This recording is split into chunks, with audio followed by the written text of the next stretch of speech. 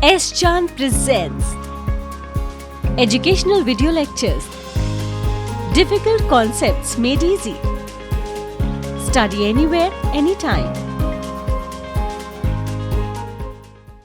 Company जो shipment और transportation के बिजनेस में होती हैं वो अपना रेवेन्यू हर बार जब भी ट्रांसपोर्टेशन का असाइनमेंट होता है उस तरह से रिकॉर्ड करती हैं।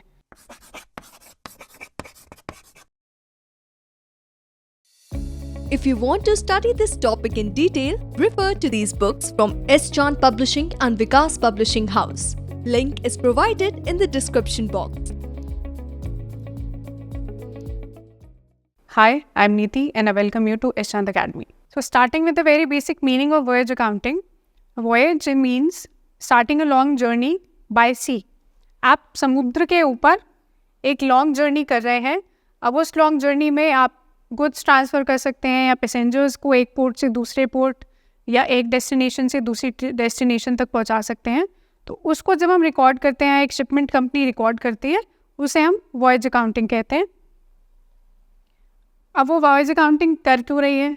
अब कई बार क्या होता है, कोई भी बिजनेस आपके जितने रेवेन्यूज़ हुए, जितने एक्सपेंसेस हुए, आपने वो रिकॉर्ड कर लिया, आपके पास एट दी एंड एक पिक्चर आ गई, एक फाइनेंशियल इन्फॉर्मेशन आपके पास आ गई कि आपका जो बिज़नेस है वो प्रॉफिट में है या लॉस में है। लेकिन शिपमेंट कंपनी का क्या होता है, आपके पास जितनी बार भी वॉयज जा रहा है, आपके शिप्स जितनी बार भी जा रहे हैं, आप उस एक पर्टिकुलर शिपमेंट के लिए अलग से अकाउंट्स बनाते हैं। तो आपको फाइनेंशियल रिजल्ट पता चल जाता है अपने बिजनेस का, जो कि मरीन शिप का बिजनेस है। तो जिस भी वॉयज पे आप शायद एक साल में 20 बार शिपमेंट्स बेचते होंगे या 50 बार बेचते होंगे या एक बार बेचते होंगे, तो हर वॉयज का एक अलग से अकाउंट बनता है, उसकी अलग से एक्सपेंसेस और रेवेन्यूज़ की कैलकुलेशन होती है to know the basic result of the whole voyage. तो इसमें हम शिपिंग कंपनीज की बात कर रहे हैं जो इस मेथड ऑफ अकाउंटिंग को फॉलो करती हैं। वो अपने अकाउंट्स बनाती हैं periodically and also for each voyage separately. तो जब हम रिजल्ट असरटेन करना चाहते हैं of owning a business of related to ships or operating a ship's voyage, उस केस में हम voyage account को बनाते हैं। voyage account का नेचर जो है हमारा, वो एक नॉमिनल अकाउंट के जैसा होता है। It is a revenue account for the shipment company. तो जो हम बेसिक रूल्स फॉलो करते हैं नॉमिनल अकाउंट्स के केस में, कि जब भी आपके पास कोई एक्सपेंस आएगा वो डेबिट साइड में जाएगा, जब भी आपके पास कोई इनकम आएगी वो क्रेडिट साइड में जाएगी। जो बेसिक नेचर जैसा हमारा प्रॉफिट एंड लॉस अकाउंट होता है, जो भी खर्चा आपके पास आया डेबिट में हम उसको एंटर कर देंगे, जो भी इनकम हमारी उस पूरे बिजनेस से हुई है उसको हम क्रेडिट साइड में एंटर कर देंगे, और लास्ट में जो भी बैलेंसिंग फिगर आएगी वो हो जाएगा हमारा प्रॉफिट या loss for that particular voyage. So जो भी एक्सपेंसेस होते हैं, अब एक्सपेंसेस क्या हो सकते हैं किसी भी शिपमेंट से रिलेटेड। आप कोई भी शिपमेंट इमेजिन कर सकते हैं कि कोई बहुत सारा सामान, कोई बहुत बड़ा कार्गो शिपमेंट जा रहा है किसी शिप के थ्रू, तो उससे रिलेटेड जो भी एक्सपेंसेस होते हैं, सामान को उस शिपमेंट में चढ़ाना, तो आप लोगों से चढ़वा सकते हैं या आप क्रेन्स यूज़ कर सकते हैं अगर हैवी मशीनरी है या कोई हैवी एसेट है, हैवी गुड्स है, तो उससे रिलेटेड उसको उतरवाना, आपकी शिपमेंट में जो क्रू है उसकी सैलरी, उनकी वेजेस, उस पे मेंटेनेंस के लिए जो भी आप खर्चे करते हैं, तो वो जो सारे खर्चे हैं वो जाएंगे आपके वॉयज अकाउंट की डेबिट साइड में। ये कुछ बेसिक खर्चे जैसे होते हैं, पोर्ट के चार्जेस होते हैं, वेजेस या सैलरीज हो गई, क्रू की बेसिक और मेंटेनेंस के लिए क्रू की या आपके कैप्टन की या किसी और स्टाफ की, एजेंसी फीस या लोडिंग एंड अनलोडिंग चार्जेस जो आप गुड्स को चढ़ाने और उतारने के लिए पे कर रहे हैं। तो इस तरह के कुछ एक्सपेंसेस होंगे जो हम डेबिट साइड में रिकॉर्ड करते हैं वॉयज अकाउंट के। और जो भी आपके रेवेन्यूज़ हैं, जो भी आप, क्योंकि आप अपना शिप दे रहे हैं किसी को कि वो अपना सामान ले जा सके दूसरी डेस्टिनेशन पे, तो जो भी आपकी इनकम हो रही है उससे जो भी आपको रेवेन्यू मिल रहा है वो आपके वॉयज अकाउंट की क्रेडिट साइड में जाएगा। तो ये कुछ कॉस्ट्स हैं या एक्सपेंसेस हैं जो हमारे वॉयज अकाउंट की डेबिट साइड में जाते हैं, स्टार्टिंग विद बंकर कॉस्ट। अब बंकर कॉस्ट में क्या होता है, बंकर में किसी भी शिपमेंट के ऊपर अगर आप देखेंगे तो एक बंकर टाइप बनाते हैं जिसमें हम जो भी फ्यूल होता है, जो कि ऑयल हो सकता है, डीजल हो सकता है, पेट्रोल हो सकता है या कोल हो सकता है, उसको रखते हैं, क्योंकि शिपमेंट्स क्या है, ऐसा नहीं है कि आज सुबह जाएगा और कल वापस आ जाएगा या एक दिन में जाके वापस आ जाएगा। कई बार आपकी जो शिपमेंट्स होती हैं वो एक लॉन्ग ड्यूरेशन की होती है, जिसमें कई बार 2 महीने, 5 महीने, 6 महीने भी लग जाते हैं। तो जो शिप है वो अपना फ्यूल स्टोर करके लेके जाता है, तो उसको स्टोर करने की कॉस्ट, उसकी मेंटेनेंस या उसकी सेफ्टी से रिलेटेड कॉस्ट जो भी होगी, उसको हम बंकर कॉस्ट बोलते हैं, जो आपके वॉयज अकाउंट की डेबिट साइड में जाती है। तो आपका फ्यूल, डीजल, कोल या फ्रेश वाटर भी जो आपकी उस शिपमेंट की ड्यूरेशन में यूज़ होगा, जहाँ पर आप उसे स्टोर करके लेके जा रहे हैं, उसकी जब हम कॉस्ट इनकर करते हैं उसे हम बंकर कॉस्ट बोलते हैं। सेकंड, आपके होते हैं पोर्ट चार्जेस। आपने देखा होगा कि कहीं कहीं पर शिप्स, समुद्र के किनारे पे शिप्स खड़ी होती हैं, क्योंकि आपके लिए ईजी होता है अपने गुड्स को ट्रांसफ़र करना थ्रू सी, या आप शिप्स के थ्रू उसको असेट को ट्रांसफ़र करना आसान होता है आपके लिए। तो सेकंड टाइप का कॉस्ट जो है हमारा वो है पोर्ट चार्जेस। ये जो भी पोर्ट होते हैं, बेसिकली जो बंदरगाह होते हैं जहाँ पे शिप्स खड़े होते हैं, जहाँ से वो शिपमेंट को लोड करके लेके जाएंगे, वहाँ पे उनके खड़े रहने का जो चार्जेस होते हैं, नॉर्मली जो गवर्नमेंट ओन्ड होते हैं, उसके चार्जेस जो हमें पे करने हैं वो हमारे डेबिट साइड में जाते हैं वॉयज अकाउंट के। Basically cost of parking the ships, जैसे किसी भी जगह की पार्किंग में कोई भी कार, कोई भी टैक्सी या आपके एरोप्लेन एयरपोर्ट पे चार्जेस पे करते हैं उस टाइम पीरियड पे वहाँ पे खड़े होने के लिए, वैसे ही शिप्स को चार्ज पे करना पड़ता है पोर्ट पे खड़े रहने के लिए। तो उनका पार्किंग फ़ी हमारे डेबिट साइड में जाएगा वॉयज अकाउंट के। डिप्रिसिएशन, क्योंकि आप एक मीडियम के थ्रू ट्रांसफ़र कर रहे हैं गुड्स को, वो एक हमारी एक कंपनी, अगर हम एक शिपमेंट मरीन कंपनी है तो हमारे लिए, क्योंकि वो हमारा एसेट है और वो यूज़ हो रहा है, उसकी कोई वियर एंड टियर भी होगी, तो उस पीरियड के लिए, जिस पीरियड के लिए वो वॉयज है, लेट्स से 6 महीने के लिए वो वॉयज जा रहा है आपका, आप सामान ट्रांसफ़र कर रहे हैं कहीं आउट ऑफ कंट्री, तो उस 6 महीने का जो डेप्रिसिएशन होगा उस असेट के ऊपर, उस शिप के ऊपर, वो उस पर्टिकुलर वॉयज की कॉस्ट में ऐड होगा और वो वैल्यू हम ट्रांसफ़र करेंगे in that time periods voyage account. Insurance, अब इंश्योरेंस जो आपका हो सकता है वो हो सकता है या तो शिपमेंट का हो, जो कि हम कार्गो कह रहे हैं, या फिर उस पूरी शिप का हो जिसके थ्रू आप ट्रांसफ़र कर रहे हैं गुड्स को। तो अगर वो इंश्योरेंस प्रीमियम कार्गो का है तो वो पूरा का पूरा डेबिट होगा उस पर्टिकुलर वॉयज में, उस पर्टिकुलर शिपमेंट में एज अ कॉस्ट वो डायरेक्टली डेबिटेड होगा वॉयज अकाउंट में। लेकिन अगर वो शिप का इंश्योरेंस है, ओवरऑल शिप आप भले ही उसे 2 महीने के लिए यूज़ कर रहे हैं उस पर्टिकुलर वॉयज के लिए, तो उस कॉस्ट को आप प्रोपोर्शनेटली चार्ज करेंगे अगर वो शिप का इंश्योरेंस है। कार्गो का डायरेक्टली वॉयज अकाउंट के डेबिट साइड में जाएगा, शिप का इंश्योरेंस जाएगा प्रोपोर्शनेटली उस वॉयज के डेबिट साइड में।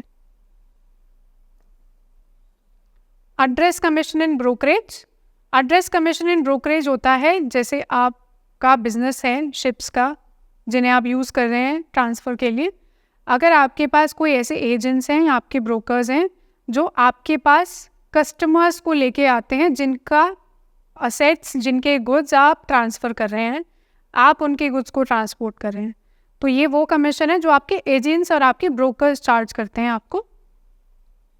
तो ये ब्रोकर्स को और एजेंट्स के पास जाता है जो हेल्प करते हैं शिपिंग कंपनी को टू गेट द कस्टमर्स, कि जो भी आपकी फ्लाइट जाएगी, जो भी आपका किराया होगा उस पर्टिकुलर शिपमेंट का, उसके ऊपर तो ये कमीशन पे होता है आपके उन एजेंट्स को, उन ब्रोकर्स को जो आपके पास कस्टमर्स को लेके आते हैं, और ये एज अ परसेंटेज हम लोग कैलकुलेट करते हैं on the freight of that particular cargo. उस कार्गो से रिलेटेड जो किराया शिपमेंट कंपनी को मिल रहा है उसका एक percentage as a commission, as a brokerage आप उन एजेंट्स और ब्रोकर्स को पे करते हैं। तो ये भी क्योंकि हमारा एक्सपेंस है तो ये जा रहा है आपके वॉयज अकाउंट के डेबिट साइड में। स्टीव डोरिंग चार्जेस होते हैं। Steve डोरिंग basically the loading and unloading of the goods. Expense जो रिलेटेड होते हैं आपके loading of the goods on the ships, जब आप उन्हें लोड कर रहे हैं, अगेन अब आप वो नॉर्मल मैनुअल लेबर से करा सकते हैं लोडिंग, या आप मशीनरी के थ्रू, अगर कोई हैवी गुड्स हैं तो आप उन्हें मशीनरी के थ्रू अगर ट्रांसफ़र कर रहे हैं तो उसके चार्जेस जो भी होंगे आपके लोडिंग के, और जब आप अपने पोर्ट पे पहुंच जाएंगे तो अनलोडिंग के चार्जेस। अब ये स्टार्टिंग में हो सकता है कि शिपमेंट कंपनी खुद ही पे करती है, eventually they recover it from the customers.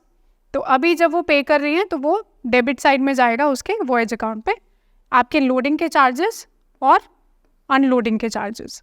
और लास्ट में क्रू है, कैप्टन है, जो बेसिक मेंटेनेंस के लिए, क्लीनलीनेस के लिए लोग हैं या सेफ्टी के लिए लोग हैं, उनकी सैलरी और उनकी वेजेस, क्योंकि एक शिपमेंट कंपनी के आपके वो एम्प्लॉयज़ हैं तो उनकी जो सैलरीज़, उनकी जो पेमेंट्स हैं वो जा रही हैं आपके वॉयज अकाउंट के डेबिट साइड में। अब यहाँ पे कुछ चीज़ें ऐसी होती हैं, अब हम बिजनेस में हैं, एक्सपेंसेस हमने काउंट कर लिए हैं, देयर आर सर्टेन टर्मिनोलॉजीज़ जो हमारे रेवेन्यू को रिफ्लेक्ट करती हैं कि हमें शिपिंग बिजनेस में इनकम क्या हो रही है, रेवेन्यू हमें कहाँ से मिल रहा है। सबसे पहले आता है हमारा फ्रेट, विच इज़ बेसिकली जो किराया या भाड़ा जिसे कहते हैं, जैसे बस में पैसेंजर्स भी जाते हैं तो कुछ फेयर पे करते हैं, तो जब हम शिपमेंट में पे करते हैं कार्गो के लिए तो उसको हम बोलते हैं फ्राइट। उस शिपमेंट को, उस कार्गो को लेके जाने के लिए जो कस्टमर हमें पे कर रहा है, दैट इज़ आर फ्राइट, जो हमारा इनकम है। तो जो अमाउंट कंपनी चार्ज कर रही है from the customer for taking their goods from one place to another या from one port to another is called the freight. Income है, क्रेडिट साइड में जाएगा voyage account. Second type of income जो होता है वो हमारा होता है प्राइमेज, या जिसे हम एडिशनल फ्राइट भी बोलते हैं, जो ओवरऑल जो फ्राइट मिल रहा है उससे उसकी एडिशनल वैल्यू पे मिलता है। या जैसे surcharge on the freight है कि अगर 1 लाख आपका फ्राइट है तो उसका 10% आपका प्राइमेज है, एक fraction of original freight as a primage हमें रिसीव होता है, वो अगेन क्रेडिट साइड में जाएगा वॉयज अकाउंट की। तो ये कुछ इनकम्स हैं हमारी जिससे हमारा वॉयज अकाउंट क्रेडिट होगा, जो भी हमारा रेवेन्यू है या जो हमारी इनकम है उसमें। सबसे पहले हम लोग देखेंगे हमारी जो इनकम हो रही है वो हो रही है फ्रेट से, विच इज़ द किराया या भाड़ा जो हमें कस्टमर दे रहा है for carrying the goods from one place to another place. आपके सामान को, आपके कार्गो और शिपमेंट को एक जगह से लेके दूसरी जगह पे पहुंचाने के लिए हमें जो कंपनी पेमेंट कर रही है, जो किराया दे रही है, जो फ्रेट पे कर रही है, क्योंकि वो हमारी इनकम है तो वो हमारे वॉयज अकाउंट के क्रेडिट साइड में जाएगा। सेकेंड होता है हमारा प्राइमेज, या इसको एडिशनल फ्रेट भी हम लोग बोलते हैं। वो हमारा कैलकुलेट होता है या अर्न हम करते हैं as an additional percentage of original freight.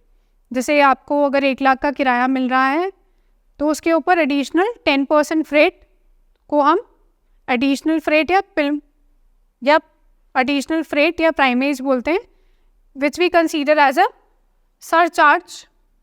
कि आपको एक पर्टिकुलर पॉइंट से अगर आप लेवल से या आगे बढ़ के अगर फ्रेट चार्ज कर रहे हैं तो उसके ऊपर जो हम एडिशनल चार्ज लगाते हैं, which is again also our income, उसको हम रिकॉर्ड करते हैं credit side of the voyage account.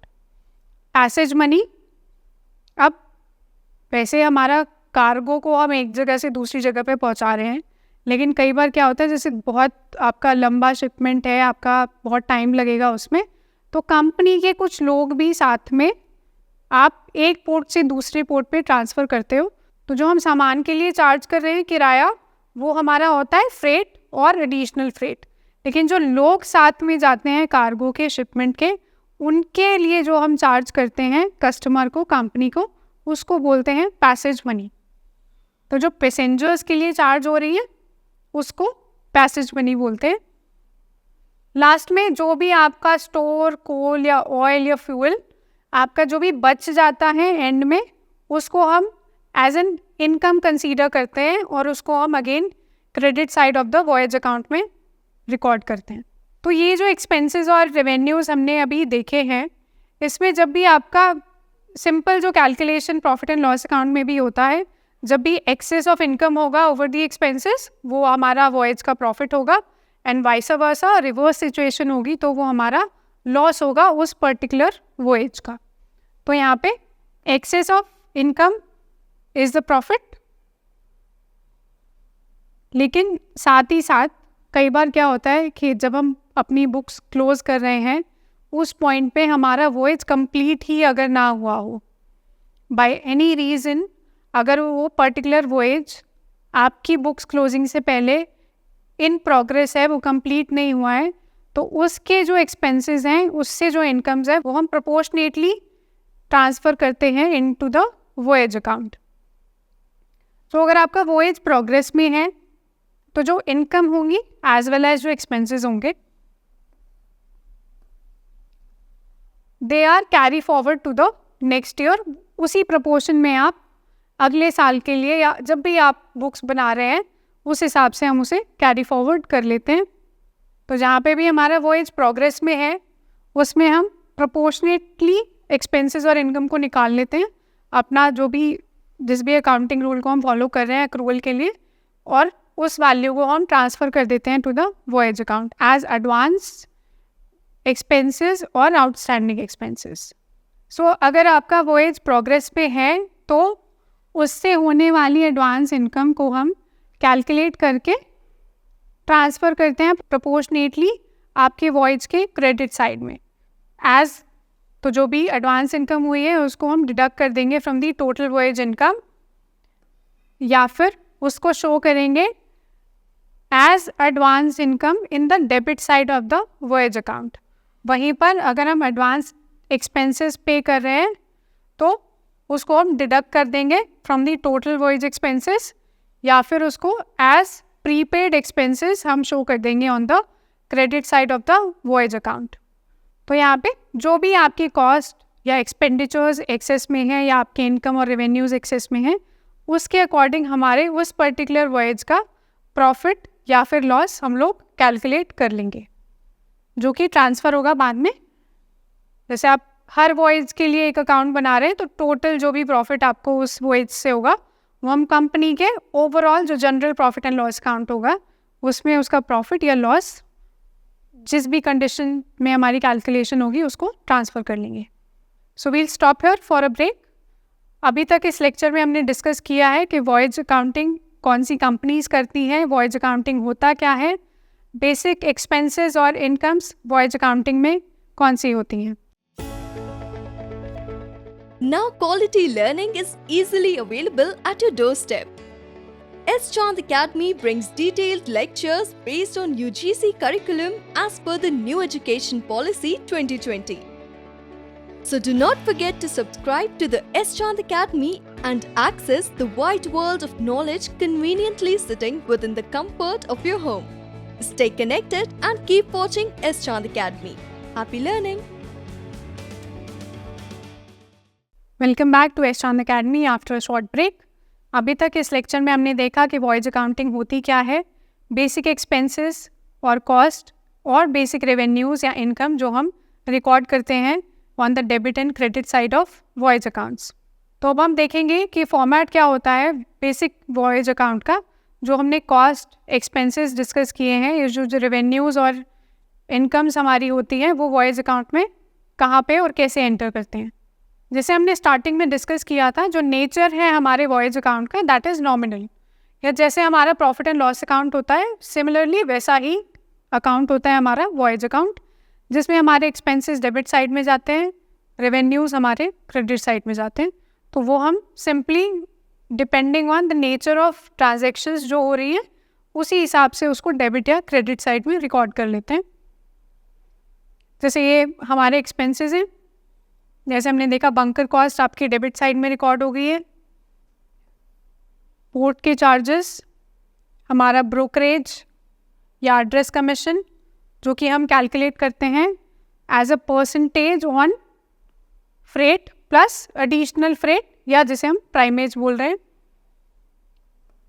Depreciation proportionately उस असेट का डेप्रीसिएशन उस पर्टिकुलर पीरियड के लिए जिसमें आपका शिपमेंट गया है,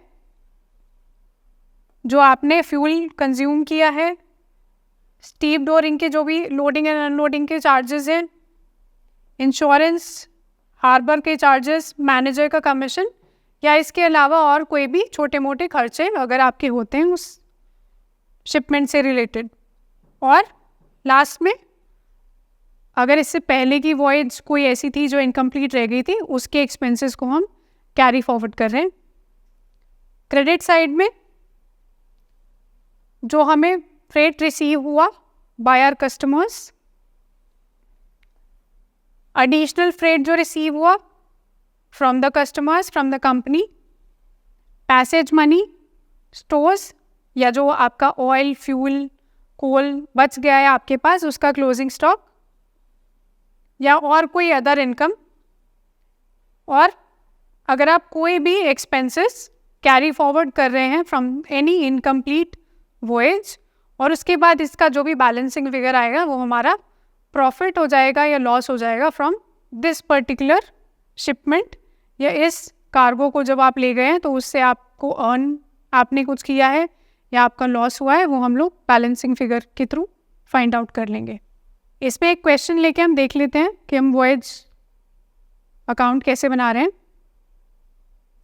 बेसिक क्वेश्चन है, एक शिप है जिसने अपनी जर्नी स्टार्ट की है from the port of Goa to Andhra Pradesh on 31 March, जिस डेट पे 31 March of any particular year ही हमारी बुक्स क्लोज हो रही हैं।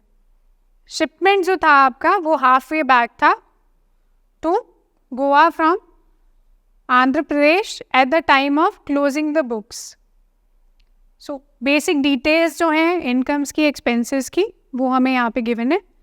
फ्रेट जो है वो हमें मिल रहा है इनकम 80,000, जिस कंपनी का आप शिपमेंट लेके जा रहे थे वो आपको किराया दे रही है 80,000। कोल जो आपने कंज्यूम किया है ऑन दैट पर्टिकुलर वॉयजेस 14,000।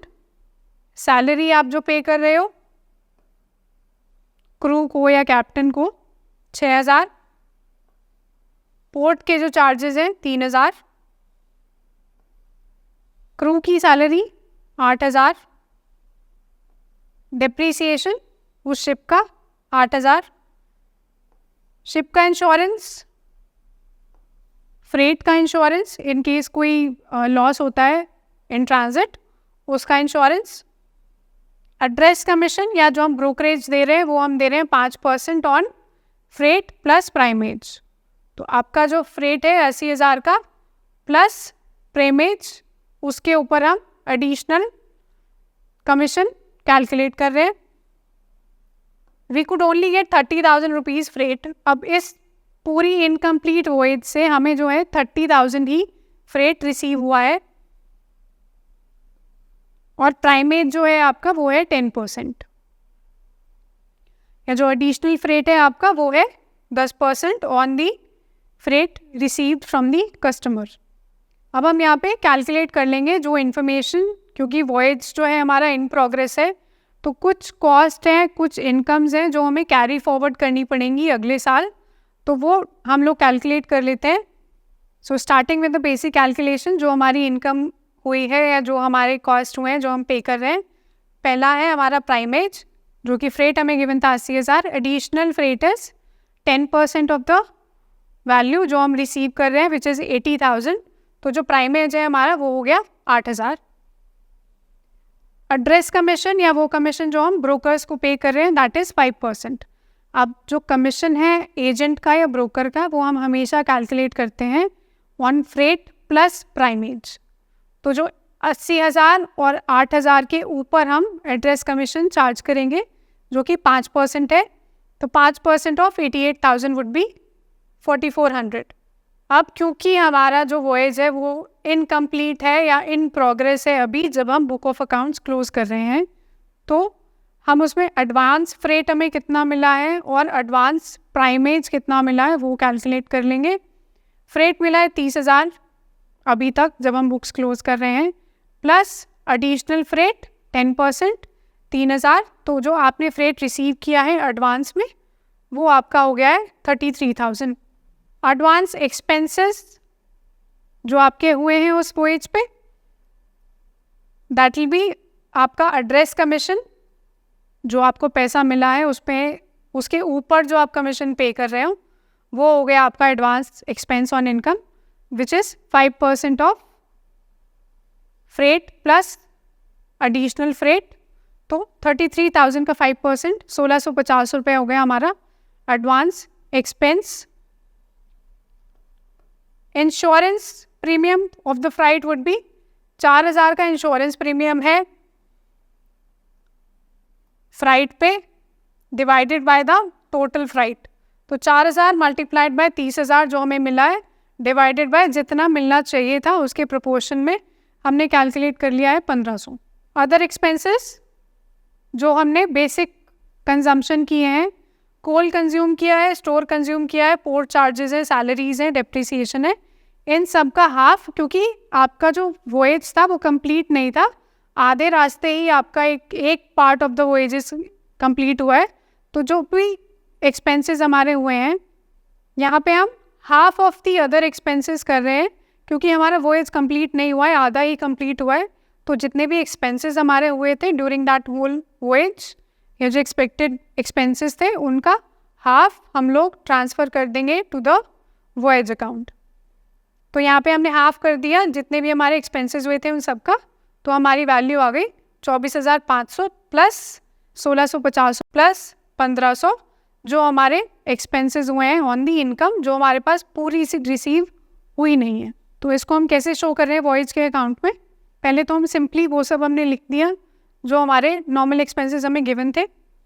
कोल जो हमने कंज्यूम किया 14,000 का, स्टोर्स या फ्यूल या ऑयल आपने कंज्यूम किया, पोर्ट के charges, salaries, depreciation, insurance of freight, आपका एड्रेस कमीशन जो हमने कैलकुलेट किया है 10% of freight plus additional freight, advance income जो हमें हो गई है वो हम ट्रांसफ़र कर रहे हैं टू द डेबिट साइड क्योंकि वोएज या शिपमेंट अभी कंप्लीट हुआ नहीं है. तो जितनी एडवांस इनकम है वो हमने ट्रांसफ़र कर दी है on the debit side of the voyage account. यहीं पे फ्रेट जितना रिसीव होना था 80,000, प्राइमेज 10% जो हमने कैलकुलेट किया था.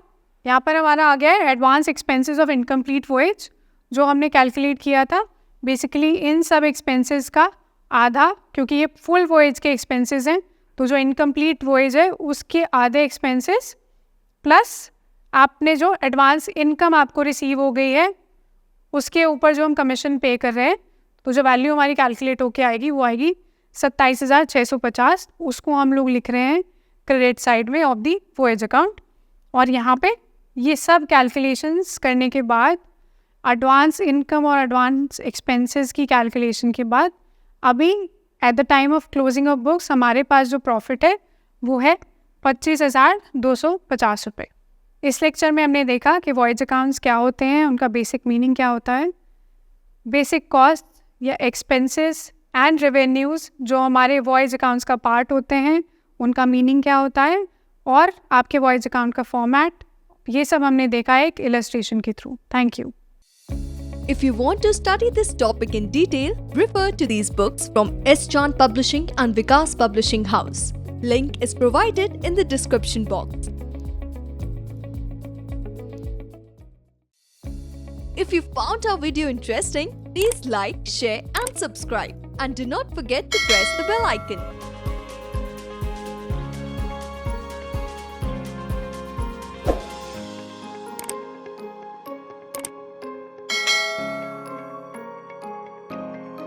All rights reserved. This video has been prepared for educational purposes only. No part of it may be reproduced or copied without the permission of the copyright holder.